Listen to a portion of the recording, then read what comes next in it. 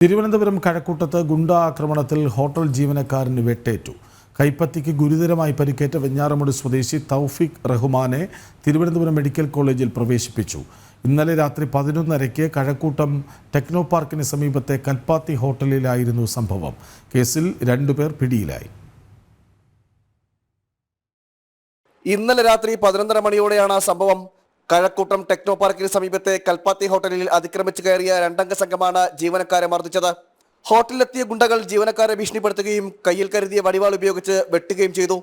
Hotel ജീവനക്കാരിൽ ഒരാളായ വെഞ്ഞാറമൂട് സ്വദേശി തൗഫീഖ് റഹ്മാന് വെട്ടേറ്റു.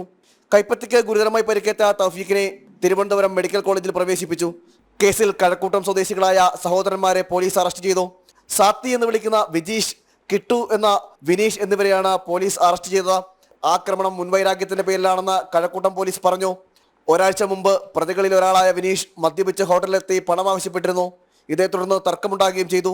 ഇതിന്റെ വൈരാഗ്യത്തിന്റെ പുറത്തായിരുന്നു ആക്രമണം. ഇരുവരും വധശ്രമമടക്കമുള്ള നിരവധി കേസുകളിലെ പ്രതികളാണ്. ജനം, തിരുവനന്തപുരം.